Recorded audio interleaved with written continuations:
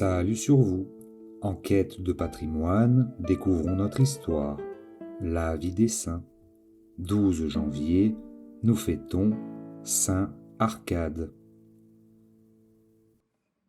C'était sous le règne de Valérien ou de Dioclétien. Les chrétiens souffraient une cruelle persécution. Pour l'éviter, Arcade de Césarée, en Mauritanie, se retira dans un lieu écarté. Là, il apprit qu'un de ses parents avait été arrêté à sa place. Il vint immédiatement se présenter au juge. « Si c'est à cause de moi, lui dit-il, que vous retenez mon parent dans les fers, accordez-lui la liberté. Je suis Arcade, l'unique cause de sa détention.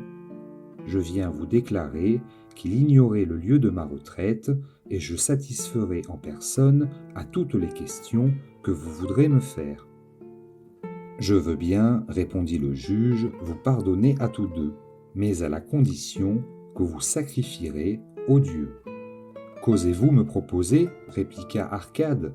Vous ne connaissez pas les chrétiens. Si vous vous figurez que la crainte de la mort soit capable de leur faire trahir leur devoir, Jésus-Christ est ma vie, la mort m'est un gain. Inventez les supplices qu'il vous plaira, jamais je ne serai infidèle à mon Dieu. » Le juge, en effet, imagina un supplice atroce. « Saisissez cet impie, dit-il au bourreau, faites-lui voir, faites-lui désirer la mort sans qu'il puisse l'obtenir de longtemps. Coupez les articulations des membres, l'une après l'autre, avec lenteur. » En exécution de ces ordres barbares, les bourreaux coupent successivement les articulations des doigts, des bras, des épaules, puis les pieds, les jambes et les cuisses. Le martyr souffrait ce supplice inouï avec un courage héroïque. Sa langue, qu'on avait oublié de couper, prononçait souvent ces paroles.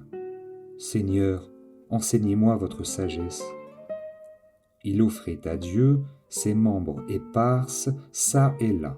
« Heureux membres, disait-il, c'est à présent que vous m'êtes chers, puisque vous appartenez véritablement à mon Dieu, auquel vous venez d'être offerts en sacrifice. » « Et vous, ajouta-t-il en s'adressant aux spectateurs de cette scène sanglante, renoncez à votre culte sacrilège.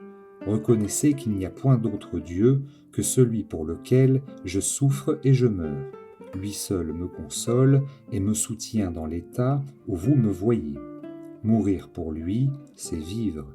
Souffrir pour lui, c'est être dans les délices. » Pendant qu'il parlait ainsi, il expira doucement le 12 janvier, laissant les païens dans l'admiration et les chrétiens dans l'enthousiasme.